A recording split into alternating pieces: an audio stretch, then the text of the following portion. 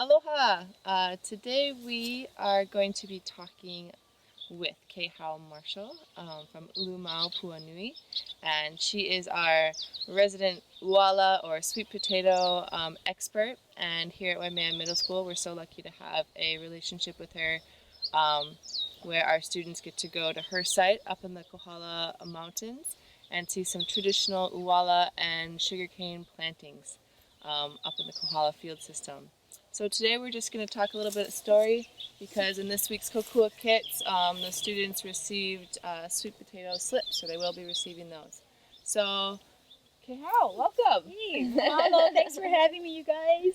Yeah, so maybe just to start off, if students were to go out in their yard, what is it that you look for to harvest? What is it to start with? So ideally, we want to begin with some good soil in your yard. Make sure it's all tilled up. And then you want to collect some healthy slips. And these sweet potatoes here are beautiful. They're very happy. The best parts of the slips to collect are on the tips, which would be the youngest parts of the slip. If you collect slips that are close to the root or close to the soil, it's a little bit too old and it's not as vibrant. The energy is best collected from the top. Well, hello there. You just got a bag of sweet potato cuttings in the mail. What do you do now?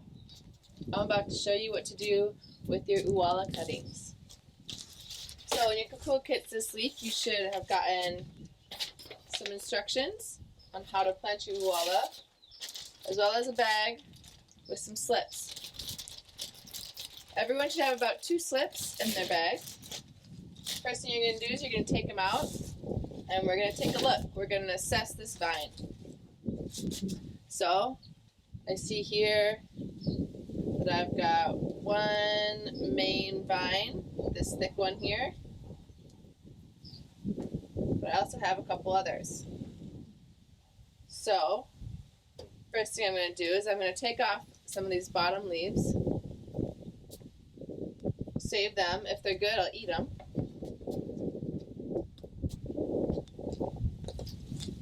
Okay, we can take off most of the leaves. So now we get to see that we have a new vine growing off of this stalk. So this we can actually plant. So I'm going to take that. This slip just turned into 2 slips. And now I've got one for planting. Oh, and actually, if we wanted to get really into it, I could split this again, because see, I have new growth here and I have new growth here. So if I just take this off, this off, and then I've got 1, 2, 3 slips that I can plant in the ground. Okay, so that was just one slip. Do our other one. This one didn't have any side shoots, it was just the one, so we have one more. Remember, I'm saving all of my leaves. If they're nice and beautiful, then I'm going to cook them up in a stir fry. It's going to be delicious. And now I've got 4 slips. I'm not ready to plant these right away. If the moon phase isn't quite ready, if my area outside isn't quite ready, what I can do in the meantime is I can put all of these into a jar with some water. Just keep it nice and long. Just going to put some water in there. These will look beautiful on my countertop for a couple of days. And in the meantime, I can get my area ready for planting. From the top. So when I plant these, I'm going to want to stick it in at like a 45-degree angle, I guess, in my container here, and about 4 inches or so into the soil. And so the reason we're not just sticking it straight down, partly is because it's in a container, and then we can circle our leaves as they start to grow, because we won't have the space like this, and also because of the weather here in Waimea, where it's a little bit more wet. It'll keep them so they don't get rotten if there's too much rain. So we're just going to kind of make a little trellis or trough here, stick it in so that it's covered good, kind of bury it, lay it down, and I'm making it in circles because if I'm going to put more than one, then I can put them all in and they won't get in each other's way when they're growing. And then I'm just going to cover all the vine and the different nodes because every part that there's a knuckle on it is potential potato for us to eat later. So I'm just going to make sure it's covered up good. I just have my 3 leaves sticking out so that they can catch the sun and photosynthesize so that our plants can get the necessary food they need for themselves. So once I have that really covered and good, I'm just going to take my little water pail or hose. We don't want to do it real hard because we don't want to move all the earth where it's going to get exposed again. So just kind of water it down. And sweet potatoes can pretty much take care of themselves. In the buckets, you might have to do a little bit more than we would in a natural system. Okay, and then we would collect 4. In the ahupua'a of Puanui, we would have 4 of these slips, and we put them in a bunch, and then we would plant them in the aina, all 4, and that'd be 1 planting. If I were planting in a row, I would have a series of 4 bunches. 1, 2, 3, 4. However long the row is, I would have a series of bunches of 4 planted in that row. And we would plant them 1 ha'ilima apart, so that's a fingertip to your elbow. I put 1 bunch here, and the next bunch would be over here, and I would move down the row and do the same thing, okay? In a mound, if you're doing a mound, let's say you do a 1 meter or 3 feet by 3 feet by 3 feet square mound, you'd mound up the soil, and you would again, in Puanui, at the ahupua of Puanui, we would get 4 slips, and we would put 4 bunches. 1 here, 4 bunches in the mound, okay? And then that's done for that mound. And if you have another mound, you would do the same thing and put 4 in the mound there. Okay? So if you had 4 bunches with 4 slips each, how many slips are you planting? 16, right? So that's, just breaking that down. Yeah. 4, 4, 4, 4. Excellent. 16 in 1 mound. Yeah. So that's how we do it at Puanui. Now, Puanui is a very dry area. It's on the leeward side of Kohala, and it's rain-fed only. We don't have irrigation. We don't have a water hose. We don't have a river that's feeding it. So we rely on the rain. In addition to the bunches of 4 representing the 4 main gods, Kane, Lono, Ku, and Kanaloa, it also gives us an opportunity for at least, if not all 4 of those cuttings growing, at least 1 will survive out of the bunch. And that's another reason that we choose to plant in bunches of 4. Okay, now you may be in a wetter area where you don't need to do that. You may get away with just 1 in 1 planting. So like on your mound, you may be able to just put 4 cuttings in 4 different areas on that mound. Okay, I would recommend at least 2 just to be safe.